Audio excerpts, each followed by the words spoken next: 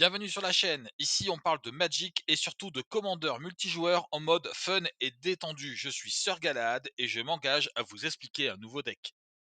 Notre commandeur du jour est Volrage, le voleur de forme. Alors, c'est un Sultai, donc il sort sur une bleue, une vertu noire et deux incolores. Il est 7-5, ce qui est quand même assez menaçant pour un commandeur. Il dit qu'au début du combat, pendant notre tour, on peut mettre un marqueur -1/-1 sur jusqu'à une créature ciblée. Et surtout, à chaque fois qu'on va payer une mana incolore, on va dire que jusqu'à notre prochain tour, Volrage devient une copie d'une créature ciblée qui a un marqueur sur elle, sauf qu'il reste une 7-5 et qu'il garde cette capacité. Donc on peut utiliser cette capacité plusieurs fois par tour et on va le voir, on va en abuser pour faire des choses un petit peu sympathiques. Enfin, nos adversaires vont pas les trouver sympathiques, ceci dit, je vous le garantis. Ce jeu, vous allez le voir, a été conçu autour d'une mécanique qui est pas très agréable pour vos adversaires, mais qui va être assez amusante à jouer. Puisque Valrat met des marqueurs -1/-1, on a prévu dans notre mécanique de jeu de pouvoir proliférer le plus souvent possible parce que ça va être très profitable évidemment d'affaiblir de plus en plus les créatures que nos adversaires contrôlent. La pyramide du Panthéon, dès lors qu'on aura mis au moins un marqueur sur elle, on va pouvoir proliférer jusqu'à arriver à 3 et à partir de 3 marqueurs, elle va nous donner 3 manas à chaque fois qu'on engage, qui est extrêmement intéressant évidemment. La bourse du noble, lui, va nous donner un jeton trésor à chaque fois qu'on va retirer un marqueur, ce qui va grosso modo vouloir dire qu'à chaque fois qu'on va proliférer, on va pouvoir créer un trésor supplémentaire. Et bien entendu, le calice toujours ruisselant et l'autogénérateur renforcé vont rentrer dans cette même logique et cette même mécanique. Précisons toutefois que l'autogénérateur renforcé, même sans la prolifération, ça reste une source de mana qui peut rapidement devenir très intéressante. On va commencer avec ces deux créatures qui synergisent particulièrement bien avec notre plan de jeu et avec notre commandeur. Le patron généreux, il dit qu'à chaque fois que un ou plusieurs marqueurs sont mis sur une créature adverse, on va pouvoir piocher une carte. Donc à chaque tour, notre commandeur, on peut mettre un marqueur -1/-1 sur une créature adverse et grâce au patron généreux, on va pouvoir piocher une carte. Mais en plus, et ça c'est vraiment un bonus très intéressant, lorsqu'il arrive en jeu, on va pouvoir répartir deux marqueurs +1/+1 sur deux créatures que nous contrôlons, ce qui va permettre à notre commandeur de pouvoir copier ces créatures. Et vous allez le voir plus tard, une grosse partie de notre mécanique va être basée sur cette stratégie, donc cette capacité est vraiment très intéressante. La massacreuse meurtrière connue, quant à elle, elle va donner la flétrissure à toutes nos créatures, ce qui évidemment est très puissant, parce que ça veut dire que nos créatures vont faire leurs dégâts sous la forme directement de marqueurs -1/-1, ce qui synergise très bien d'ailleurs avec le patron généreux et avec la prolifération évidemment.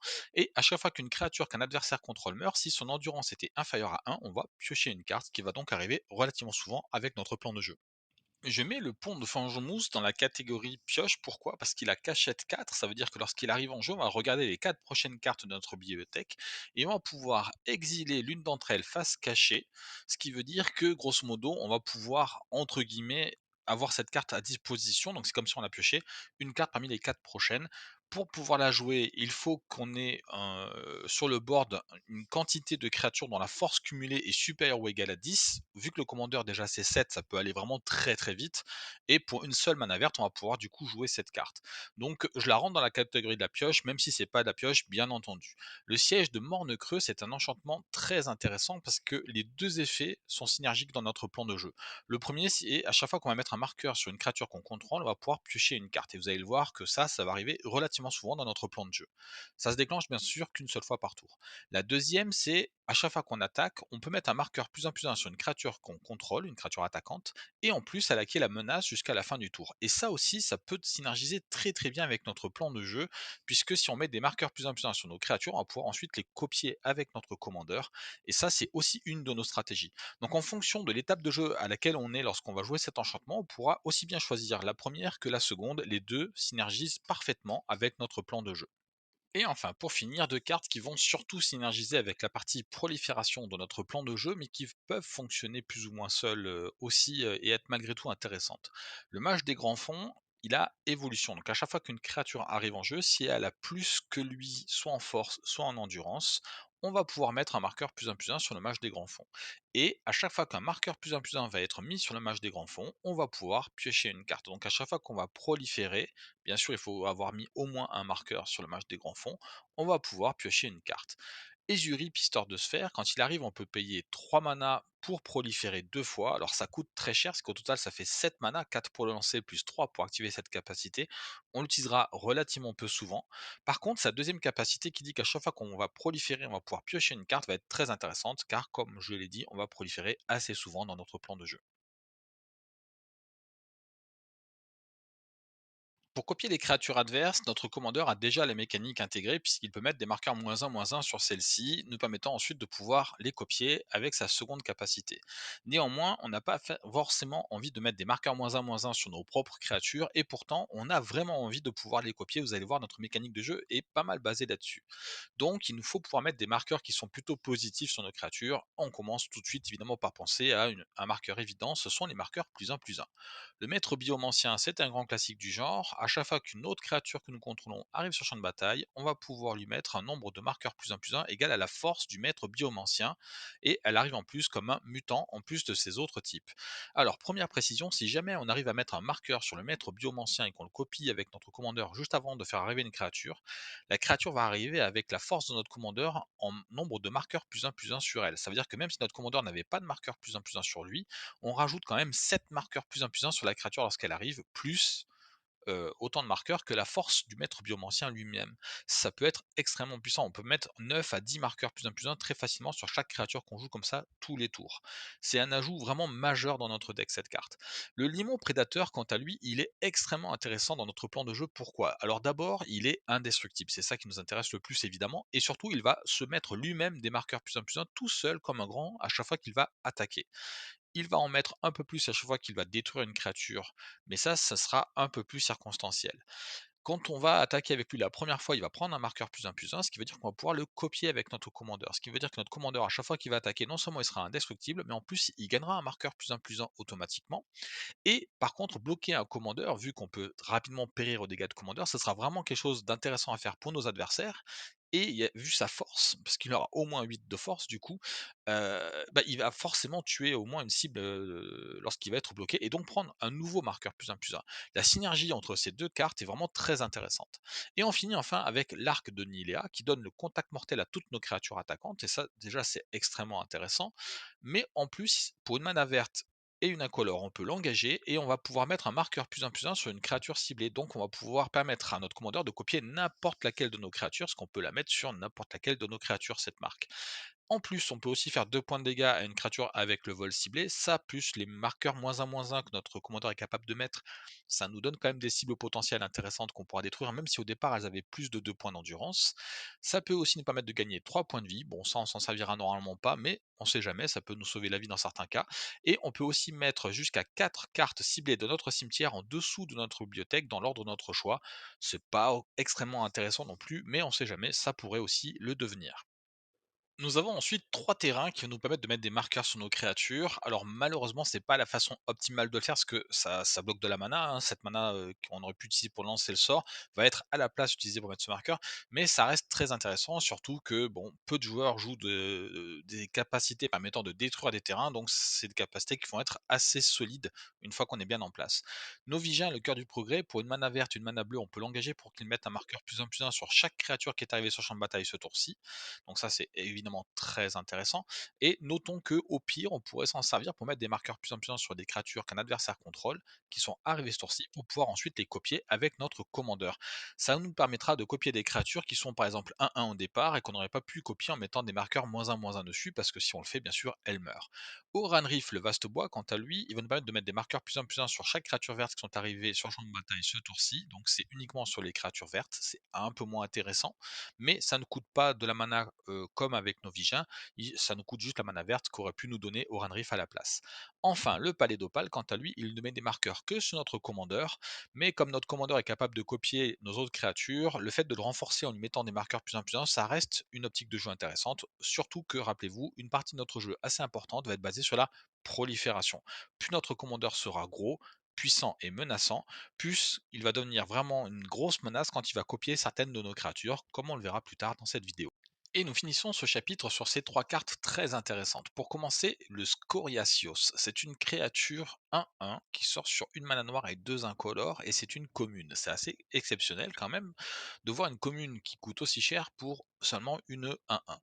Eh bien, en fait, elle a la flétrissure et la régénération. Et c'est très très intéressant sur notre commandeur. Si jamais on arrive à mettre un marqueur sur le Scoriasios et qu'on le copie avec notre commandeur, on obtient une créature 7-5, flétrissure, régénération. Avouez que c'est quand même assez sympathique. Et puis même sans ça, ça reste une créature qui va être capable de rajouter des marqueurs -1/-1 sur les créatures adverses plus ou moins facilement, nous permettant ensuite de pouvoir les copier, voire même les affaiblir et les anéantir en proliférant. L'artisanat durable, quant à lui, dit qu'à chaque fois qu'une créature arrive sur le champ de bataille sous notre contrôle, on peut payer une mana incolore pour rajouter un marqueur +1/+1 sur cette créature et donc la rendre copiable avec notre commandeur. Évidemment, c'est très très intéressant et très synergique. On peut aussi sacrifier l'artisanat pour mettre un marqueur +1/+1 sur chacune des créatures que nous contrôlons, mais je vois pas vraiment de circonstances dans lesquelles on aurait vraiment envie de faire ça. La trousse d'agent, quant à elle, c'est un artefact extrêmement puissant. Lorsqu'il arrive en jeu, il arrive sur le champ de bataille avec un marqueur +1/+1, un marqueur vol, un marqueur contact mortel et un marqueur bouclier.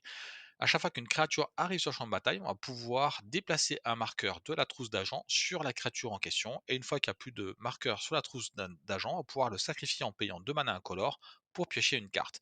Bien sûr, notre but va être de proliférer pour ajouter ces marqueurs-là sur la trousse d'agent afin de pouvoir les déplacer tout en gardant au moins une copie présente. Pouvoir mettre un marqueur bouclier sur chaque créature qui arrive en jeu, contact mortel sur certaines qui par exemple pourraient le piétinement, ou un marqueur vol sur certaines de nos menaces, pourra vraiment être extrêmement intéressant.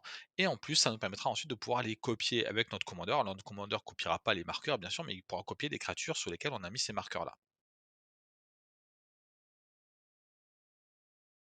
La prolifération va être un des moteurs principaux de notre plan de jeu. D'abord, on va proliférer les marqueurs -1/-1 que notre commandeur est capable de mettre, et ensuite, on le verra un peu plus tard dans la fin de cette vidéo sur notre plan de jeu essentiel, dont je ne révèle pour l'instant pas la source. La prolifération jouera aussi un rôle majeur et sera très souvent une des conditions de victoire de notre plan de jeu. Noyade dans la Sanie, on va donner -4/-4 à une créature jusqu'à la fin du tour, puis on va proliférer. Donc si on le fait sur une créature qui a pris déjà des marqueurs avec notre commandeur, ça veut dire qu'on peut éventuellement éliminer des créatures assez puissantes grâce à ça. Sinistre Affliction, on va rajouter un marqueur -1/-1 sur une créature ciblée, ou en mettre un si elle n'en avait pas encore, puis proliférer. Ça veut dire que si dans le même tour on utilise notre commandeur et cette carte, on peut mettre jusqu'à -3/-3 à une créature ennemie, autant dire que même une grosse menace devient déjà beaucoup plus gérable. Et répandre la maladie, on va tout simplement détruire une créature et proliférer par la suite. Et voici enfin trois autres rituels qui vont aussi nous permettre de proliférer. Sentir la peur, qui a le bon goût de faire d'abord proliférer, puis de faire en sorte qu'une de nos créatures se batte contre jusqu'à une créature ciblée que nous ne contrôlons pas. Ce qui veut dire que si la créature en question qu'on a choisie de notre côté avait un marqueur +1/+1, on peut en rajouter un deuxième avant qu'elle se batte. Ça peut parfois être très très utile. Et si la créature adverse avait un marqueur -1/-1, on peut lui en rajouter un supplémentaire avant qu'elle se batte, ce qui, là encore, sera aussi souvent très utile. Le pari de Tézéret, c'est un grand classique qu'on ne présente plus. On va pouvoir piocher 2 cartes, puis proliférer. Et enfin, l'émergence de la cuve, on va pouvoir mettre sur le champ de bataille sous notre contrôle une carte de créature ciblée depuis n'importe quel cimetière. Et ensuite, on va proliférer. Parce que pouvoir copier les créatures de nos adversaires avec notre commandeur, c'est intéressant, mais pouvoir les voler, c'est encore mieux. Mais proliférer avec des éphémères rituels, ça reste une prolifération qui est ponctuelle. Et nous, on a envie de proliférer quand même assez souvent, donc on a rajouté des cartes nous permettant de proliférer beaucoup plus. La canaliseuse de flux, pour commencer, c'est une créature qui dit qu'à chaque fois qu'on va lancer un sort non créature, on va pouvoir proliférer. Ça, c'est déjà très intéressant. Et surtout, si jamais on met un marqueur sur elle et qu'on la copie avec notre commandeur, à chaque fois qu'on va lancer un sort non créature, on va pouvoir proliférer deux fois. Ça peut vraiment parfois faire des trucs assez sympathiques. La marée inexorable, c'est beaucoup plus efficace puisqu'on va pouvoir proliférer à chaque fois qu'on lance un sort. Alors ça coûte un peu cher, 5 mana, mais une fois que c'est posé, c'est là. Et enfin, l'observateur souillé. Alors, il a le vol, il a le toxique 1, et donc lui, si on le copie avec notre commandeur, on obtient une créature 7-5 vol toxique 1. Autant vous dire que ça, c'est plutôt sympathique. Et à chaque fois qu'une autre créature arrive sur le champ de bataille sous notre contrôle, on peut payer 2 mana incolores, et si on le fait, on prolifère. C'est une carte extrêmement efficace dans notre plan de jeu, et le toxique 1, on va le voir plus tard, on va beaucoup s'en servir. Alors, on va commencer par la boucle de contagion sur cette petite fin de chapitre. La boucle de contagion, ça coûte 2 mana. Quand ça arrive en jeu, ça met un marqueur -1/-1 sur une créature ciblée. Déjà, c'est pas si mal et ça synergise assez bien avec notre plan de jeu. Ensuite, pour 4 mana, on peut l'engager et proliférer. 4 mana, c'est un peu cher. Il y aura des tas de fois où on n'aura pas les moyens de les payer, mais ça reste quelque chose d'assez intéressant parce que de temps en temps, on aura cette mana disponible et proliférer, ce sera toujours une bonne chose dans notre plan de jeu, quoi qu'il en soit. Maintenant, on va commencer à voir quelque chose se révéler, hein. Vous l'aviez peut-être pressenti dans le deck, mais on a notre plan de jeu qui commence à apparaître. Le greffeur des polluants, c'est une créature 5/5 piétinement toxique 1 qui dit qu'à chaque fois qu'au moins une créature que nous contrôlons inflige des blessures de combat à au moins un joueur, on va proliférer. Ce qui veut dire que si on fait des blessures de combat à plusieurs joueurs, on prolifère quand même qu'une seule fois, parce que c'est au moins un joueur. Mais néanmoins, si on copie cette créature avec notre commandeur devient une 7/5 piétinement toxique 1, ce qui déjà en soi est assez redoutable. Et en plus, on va proliférer 2 fois s'il touche un adversaire, ce qui est quand même assez probable avec une 7/5 piétinement. Et en plus, au début de notre étape de fin, si un adversaire a au moins 3 marqueurs poison, on pioche une carte, puis on peut mettre sur le champ de bataille une carte de terrain de notre main. C'est incroyablement fort comme créature, et si on la copie avec notre commandeur, on pioche donc 2 cartes et on peut mettre 2 terrains de notre main en jeu. Le contaminateur enflé, quant à lui, en plus d'être une 4/4 piétinement pour seulement 3 manas, ce que je trouve déjà assez extraordinaire, il a Toxic 1. Là encore une fois, si on le copie avec notre commandeur, ça fait quelque chose d'assez balèze quand même. Et il dit à chaque fois que lui va infliger des blessures de combat à un joueur, on va pouvoir proliférer. Donc même chose, si on le copie avec notre commandeur, si notre commandeur fait des dégâts de combat à un adversaire, non seulement il va prendre un marqueur poison, mais en plus on va proliférer. À ce stade, je vais quand même rappeler comment marchent les marqueurs poison, c'est très important. Tout le monde ne le sait pas parce que c'est une mécanique de jeu qui peut être un petit peu ancienne pour les nouveaux joueurs. En fait, à chaque fois qu'on va mettre un marqueur poison à un joueur, ce marqueur va rester. Il y a très très peu de moyens à Magic malheureusement pour enlever ces marqueurs poison sur un joueur.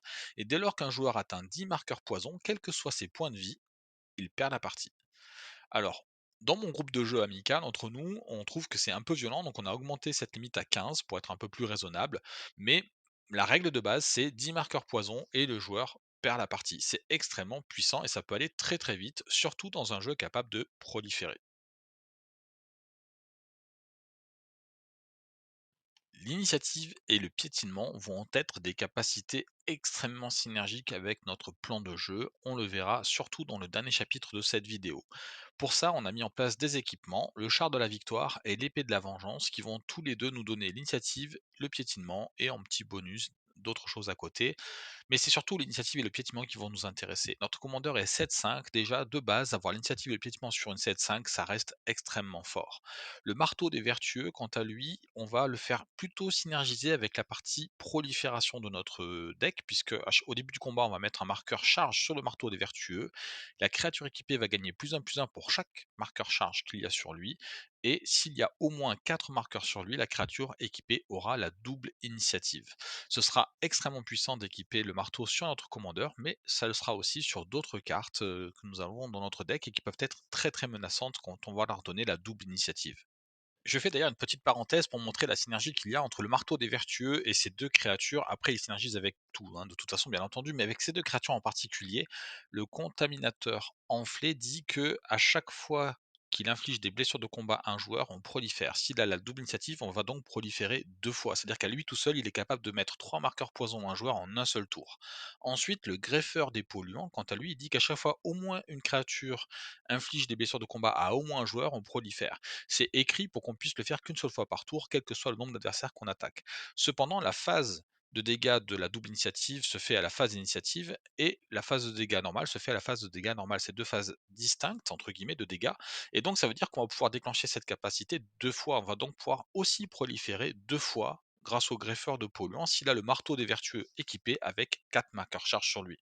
Initiative et piétinement, c'est bien pour faire des dégâts à nos adversaires, mais si on peut être imbloquable, c'est encore mieux. Casetto, Criddle et le passage des malandrins sont 3 cartes qui vont nous permettre de rendre nos créatures potentiellement imbloquables. Alors une seule par combat, certes, mais ce sera souvent notre commandeur et ça va faire très très très mal, comme on va le voir plus tard dans le prochain chapitre. Le mire de Sombracier et la poupée de son sont dans notre jeu parce qu'ils sont indestructibles. Notre premier but sera de réussir à mettre au moins un marqueur sur une de ces bestioles, ce qui nous permettra à tout moment de pouvoir, pour une seule mana incolore, rendre notre commandeur indestructible, le protégeant contre la plupart des sorts visant à le gérer. Tout ce qui va servir à détruire notre commandeur pourra être contourné grâce à ces deux créatures qui vont nous servir de protection de notre commandeur. Ça sera aussi utile en défense et en attaque évidemment. Notons que la poupée de son, sa capacité de choisir un joueur lorsqu'elle arrive en jeu, ne pourra pas être copiée par notre commandeur puisque lorsqu'elle arrive en jeu, cette capacité se déclenche. Et notre commandeur, lui, il va pas arriver en jeu et copier cette capacité, donc on ne pourra pas en bénéficier. On aura juste une créature indestructible. Alors, ces deux créatures sont évidemment très fortes par elles-mêmes, mais elles sont là pour être copiées par un autre commandeur, parce que nativement, elles vont toutes seules se mettre des marqueurs plus un ou autres sur elles, des marqueurs niveau pour le buveur de sort, et donc vont nous permettre de pouvoir les copier facilement. On n'a pas besoin d'une carte supplémentaire pour leur mettre des marqueurs. Le buveur de sort, je vous recommande de ne pas le faire monter au-delà du niveau 3, afin qu'il ait la protection contre les éphémères. C'est suffisant pour qu'on puisse le copier avec notre commandeur, et une 4/4 protection contre les éphémères, ça reste quelque chose d'assez fort. Ce qui nous intéresse ensuite, c'est de réussir à monter les niveaux sur notre commandeur pour que lui, il ait 8 marqueurs niveau sur lui. L'idéal à ce moment-là, c'est qu'on obtient de notre commandeur que c'est une créature protection contre tout. Et avoir un commandeur protection contre tout qui peut à tout moment copier autre chose, c'est quand même extrêmement puissant. L'hydre affamée, quant à elle, elle arrive sur champ de bataille avec X marqueurs plus un sur elle. Elle ne peut pas être bloquée par plus d'une créature à la fois, ce qui est extrêmement intéressant. Et en plus, à chaque fois qu'elle subit des blessures, si elle y survit, on va pouvoir rajouter autant de marqueurs plus un sur elle que la quantité de dégâts qu'elle a pris. Et ça, vous vous doutez bien que sur notre commandeur, c'est incroyablement fort. Si notre commandeur est bloqué par une créature 3/3, à la fin du combat, il devient une 10/8. C'est quand même très très fort. Et pour clore ce chapitre, on va voir deux cartes qui sont très intéressantes dans notre plan de jeu. Elles synergisent différemment, bien entendu. Apatra, Vizir des Poisons, c'est une 2/2 pour 2 mana qui dit qu'à chaque fois qu'elle inflige des blessures de combat à un joueur, on va pouvoir mettre un marqueur -1/-1 sur une créature ciblée. Ce qui est intéressant, c'est que la créature n'a pas forcément besoin d'être contrôlée par le joueur défenseur. Donc on peut éventuellement faire des alliances avec un joueur en lui disant écoute, je te mets 2 points de dégâts, mais en échange, je vais mettre un -1/-1 sur une créature qui te menace aussi bien que moi. Donc ça peut parfois être, politiquement parlant intéressant. Néanmoins, elle sera rarement capable de passer et de faire ses dégâts parce qu'elle n'est que 2/2, donc c'est pas cette capacité-là qui sera la plus utilisée. Par contre, à chaque fois qu'on va mettre au moins un marqueur -1/-1 sur une créature, on va pouvoir créer un jeton de créature 1/1 vert serpent avec le contact mortel et ça par contre, ça va arriver tous les tours grâce à notre commandeur. Donc c'est très intéressant. L'élémental de tourbillon, quant à lui, c'est une créature 3/5 vol qui dit qu'à chaque fois qu'il attaque, on va pouvoir engager toutes les créatures que le joueur défenseur contrôle. Et en plus, même s'il était exilé, on peut le rejouer depuis l'exil. C'est extrêmement puissant comme créature, surtout on va le voir plus tard dans notre dernier chapitre. Attaquer avec toutes nos créatures en masse parce que toute la défense de nos adversaires est engagée, c'est extrêmement puissant. Et en plus, si jamais on copie cette capacité avec notre commandeur, on va pouvoir engager toutes les créatures de 2 joueurs défenseurs dans le même tour. Donc potentiellement pouvoir éliminer 2 joueurs d'un coup. Et oui, vous l'aviez très certainement deviné et vous l'aviez très certainement vu venir, voici le chapitre qui révèle notre plan de jeu principal, mettre des marqueurs poison à nos adversaires. Nous allons pour cela avoir des créatures qui ont le toxique, mais nous allons surtout avoir des créatures qui ont l'infection. Parce qu'une créature qui a l'infection fait autant de marqueurs poison à l'adversaire qu'elle touche que sa force. Notre commandeur a 7 points de force. S'il touche un adversaire et qu'il a l'infection, il va lui mettre 7 marqueurs poison. Ce qui veut dire qu'il va quasiment le tuer en un coup, puisqu'il faut 10 marqueurs poison pour perdre la partie. Lorsqu'on est touché par une créature qui a l'infection, ça fait très très mal. On commence par le Mirex et l'assaut délétère, qui sont peut-être les cartes les moins pertinentes pour mettre des marqueurs poison, mais qui peuvent quand même faire le taf, hein. Le Mirex, très intéressant, nous permet de créer des petits jetons 1-1 toxique 1. Alors ces jetons ne peuvent pas bloquer, ça vraiment à être massivement là pour attaquer. Intéressant avec l'élémental de tourbillon qu'on a vu juste avant, qui peut engager toutes les créatures que l'adversaire contrôle au moment où nous attaquons, puisqu'on va pouvoir du coup lui mettre autant de marqueurs poison que de jetons plus qu'on avait pu créer. L'assaut délétère, quant à lui, il est un petit peu vicieux, il va donner +2/+2 à toutes nos créatures jusqu'à la fin du tour, ce qui veut dire que sur nos créatures infection, chacune d'entre elles fera 2 marqueurs poison supplémentaires. Et si l'adversaire bloque la créature, il gagne un marqueur poison. C'est-à-dire que dès lors qu'on attaque avec au moins 10 créatures, quoi qu'il arrive, l'adversaire perd la partie qu'il bloque ou qu'il ne bloque pas en fait. C'est extrêmement puissant comme carte et assez compliqué à gérer. Et on va commencer par ces trois créatures, le dracon viral, le mamba du fléau et l'agent gangrené. Trois créatures très intéressantes parce qu'elles vont offrir un moyen d'évasion à notre commandeur. Le dracon viral, il a le vol. Si on arrive à mettre un marqueur dessus qu'on le copie avec notre commandeur, on obtient une 7/5 vol infection. C'est assez démentiel. L'agent gangrené, lui, c'est encore pire, il est carrément imbloquable. Donc ça veut dire que si on arrive à le copier avec notre commandeur, on a une 7-5 infection imbloquable, c'est très très violent. Et le Mamba du fléau, lui, nous sert à tout puisqu'il va donner la régénération et l'infection. Donc on va pouvoir attaquer avec l'infection grâce à notre commandeur si on arrive à mettre un marqueur sur le Mamba du fléau, mais surtout on va pouvoir le régénérer à tout moment. Si un sort essaie de le détruire, si une capacité essaie de le détruire, s'il est détruit au combat, on pourra le sauver en simplement engageant une mana verte et une mana incolore dans le processus. C'est très très puissant. Ensuite, nous allons avoir une série de créatures qui sont des créatures artefacts dotées de l'infection. Alors, le fait que ce soit aussi des artefacts, ça veut dire qu'ils sont sensibles à plus de gestion, mais d'un autre côté, ça veut dire qu'on peut utiliser n'importe quel mana pour les jouer, et dans un jeu qui a trois couleurs, c'est toujours un petit avantage. C'est pour ça que j'ai voulu les mettre malgré tout dans le deck. Le Mir Sanigriff, lui, c'est une 1-1 qui dit que si jamais il est bloqué, il gagne plus 2 jusqu'à la fin du tour. Ça veut dire que sur notre commandeur, si on arrive à le copier, ça devient une 9-7 infection si jamais il est bloqué. Évidemment, gérer une 9-7 infection pour les créatures adverses, ce sera très compliqué. Surtout si on arrive à lui donner le piétinement, ça sera encore mieux. Le cabot des cadavres, quant à lui, si jamais il arrive sur le champ de bataille, on peut renvoyer une carte de créature qui possède l'infection depuis notre cimetière dans notre main. C'est très intéressant. Le rôdeur du noyau, lui, si jamais il est tué, enfin s'il meurt en fait, on va proliférer, ce qui est un petit bonus intéressant. Mais surtout, il est là parce qu'il ne coûte que de la mana incolore et donc il sera toujours une créature qu'on va pouvoir jouer en début de partie. Et d'ailleurs, le Nécropède et le Mire de Peste sont là pour la même raison, ils sont incolores et on pourra les jouer très très vite en début de partie, même si on n'a pas les bonnes couleurs, puisque eux, peu importe les couleurs qu'on a, il suffit de 2 mana pour pouvoir jouer chacune de ces deux créatures, et plus tard les copier avec notre commandeur, ce sera très très fort. Ensuite, on va avoir nos deux premières créatures vraiment sérieuses en matière d'infection. On a la main des Praetors et le Seigneur des Saints Phyrexian, deux lords. Le premier dit que toutes les créatures qu'on contrôle quand l'infection vont gagner +1/+1, les autres créatures bien sûr, pas lui-même. Et à chaque fois qu'on va lancer un sort de créature qui a l'infection, un joueur ciblé va gagner un marqueur poison. Ça veut dire que si on le copie avec notre commandeur juste avant de lancer un sort de créature qui a l'infection, on peut donner soit un marqueur poison à deux adversaires, soit deux marqueurs poison à un seul adversaire. Ça peut être une condition de victoire à lui tout seul. Le Seigneur des Saints Phyrexian, quant à lui, c'est une 4-4 infection qui dit qu'au début de notre entretien, on va créer un jeton de créature 1-1 infection pour chaque marqueur poison que nos adversaires ont. Ça veut dire que si on joue à 4 et que chaque adversaire a 5 marqueurs poison, on crée 15 jetons de créatures avec l'infection. C'est extrêmement puissant évidemment. Et enfin, pour finir ce chapitre, nos trois dernières créatures avec l'infection. Le croisé Phyrexian, tout d'abord, c'est une 2-2 initiative protection contre le rouge et protection contre le blanc qui est dotée de l'infection. Protection contre le rouge et le blanc, c'est-à-dire que toutes les créatures qui ont ces couleurs ne peuvent pas le bloquer, et donc si notre commandeur arrive à le copier, ben, il ne sera pas bloquable par ces créatures-là. En plus de ne pas pouvoir prendre de dégâts ni être ciblé par des effets de ces couleurs. L'initiative et l'infection, c'est une synergie particulièrement redoutable. Imaginons que notre croisé soit bloqué par une créature 3-3. Il a l'initiative, donc il lui inflige 2 points de dégâts. Comme il a l'infection, ce sont des marqueurs -1/-1, la créature devient donc 1-1 et notre croisé survit au combat. Il faut au moins une créature 4-4 pour pouvoir le vaincre en duel. Si notre commandeur arrive à copier cette capacité, on obtient une 7-5 initiative infection, c'est-à-dire que pour pouvoir le bloquer, il faut avoir des créatures en face capables d'infliger pas moins de 12 points de dommage, parce que 12 moins 7, ça fera 5, et c'est les 5 points nécessaires pour tuer notre commandeur. Donc ce sera compliqué de le gérer.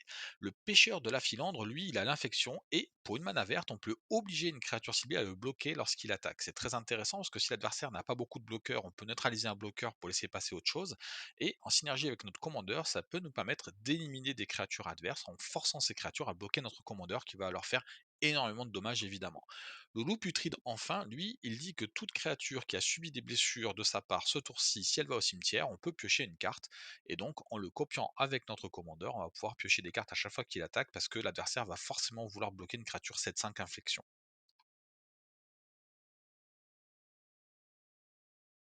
Et voici le dernier chapitre où j'ai mis les cartes qui vont dans aucune des autres catégories. Alors, lien de mortalité. C'est une carte incroyable. Je trouve qu'il n'y a aucun deck dans laquelle je la rentrerai pas, tellement elle est géniale cette carte. Euh, alors déjà, elle prend pas de place dans le deck, puisque dès qu'elle arrive en jeu, on pioche une carte. Ça veut dire que c'est comme si c'était une carte gratuite, plus ou moins. Mais surtout, elle dit que pour une mana verte, les créatures que nos adversaires contrôlent perdent la défense talismanique et l'indestructible jusqu'à la fin du tour. Et donc, on va pouvoir cibler des créatures qui sont protégées grâce à la défense talismanique. C'est extrêmement puissant. L'ascétisme, c'est un très bon enchantement qui va rendre nos créatures impossibles à cibler pour nos adversaires, puisqu'elles auront la défense talismanique, et en plus, on pourra régénérer une créature à chaque fois qu'on paye une mana verte et une incolore. Autrement dit, on pourra l'empêcher d'être détruite. Et pour finir, la plaque de sombre acier, c'est un équipement qui est extrêmement puissant. Notre but, c'est d'attaquer à outrance avec notre commandeur en faisant une menace vraiment redoutable et le rendre indestructible, ce sera vraiment un must-have, surtout que notre commandeur coûte quand même assez cher en mana, 5 mana. Dès lors qu'il est mort une ou deux fois, on risque de plus pouvoir le jouer, donc c'est très important de pouvoir bien le protéger. Le canon luxe et le doyen au rameau d'osier sont des cartes qui vont nous permettre de gérer autre chose que des créatures, encore que le canon luxe, on pourrait éventuellement s'en servir sur des créatures. Le doyen synergise très bien avec notre commandeur, puisque pour qu'il fonctionne, il faut lui retirer des marqueurs -1/-1, sachant que notre commandeur peut les lui rajouter, ce qui permet ensuite de pouvoir détruire un artefact ou un enchantement ciblé. Le canon luxe, lui, va très bien synergiser avec toute la partie prolifération de notre jeu, puisque le but sera de mettre un marqueur charge en l'engageant. Grâce à la prolifération, rajouter d'autres marqueurs charge, et ensuite, dès lors qu'il aura au moins 4 marqueurs charge, on va l'engager pour pouvoir enlever 3 marqueurs charge et détruire un permanent ciblé et laisser ainsi un marqueur charge pour la prochaine fois qu'on va proliférer. Ces deux dernières créatures de ce chapitre sont Vati Hildal et le tracker d'Ulvenwald, qui sont deux cartes permettant de gérer les créatures adverses. Alors, on n'en avait pas forcément besoin, puisque notre commandeur, déjà de base, en mettant des marqueurs -1 sur lesquels on va proliférer, va naturellement gérer le board adverse. Mais des fois, il y aura des créatures un peu plus grosses, ce sera trop long de les tuer avec cette méthode-là, et c'est là où Vati Hildal et le tracker d'Ulvenwald rentrent en jeu. Bati Hildal, sa mécanique, elle est incroyablement bien synergique avec notre plan de jeu parce qu'il réduit la force ou l'endurance de la créature ciblée à 1 jusqu'à la fin du tour. Ce qui veut dire que si on met un marqueur -1/-1 sur cette créature, soit elle tombe à 0 de force, soit elle tombe à 0 d'endurance et donc elle meurt tout de suite. Dans les deux cas, c'est extrêmement fort. Le tracker d'Ulvenwald, quant à lui, permet de faire combattre une de nos créatures et une créature adverse. D'ailleurs, la synergie entre les deux cartes est particulièrement forte. Et quand on sait que notre commandeur est de base une 7-5, on sait que grâce à ça, on va pouvoir gérer la plupart des menaces adverses. Toutes les créatures qui sont genre 4-4 ou moins, on va pouvoir les détruire sans prendre beaucoup de risques. Et voilà, chers amis, c'est la fin de cette vidéo. Merci de l'avoir regardée jusqu'à la fin. J'espère qu'elle vous a plu. Je sais, c'est pas un deck très amical que je vous présente aujourd'hui, parce que l'infection, c'est jamais très apprécié par les adversaires, mais c'est quand même un deck assez amusant à jouer. Et puis de temps en temps, ça peut changer un petit peu de jouer toujours des decks gentils. Volvraj, c'est vraiment un deck assez plaisant à jouer et en plus très synergique dans la façon dont je l'ai construit. Pour l'avoir testé pas mal de fois, il marche pas mal. Euh, N'hésitez pas à mettre un petit pouce, à partager et surtout, le plus important, à mettre un commentaire. Ça me plaît vraiment à chaque fois d'avoir vos commentaires. C'est très gratifiant pour moi de voir un petit peu ce que vous en avez pensé. N'hésitez pas. Je vous souhaite à tous d'excellentes parties. Je suis Sir Galahad et il est temps pour moi de me dégager.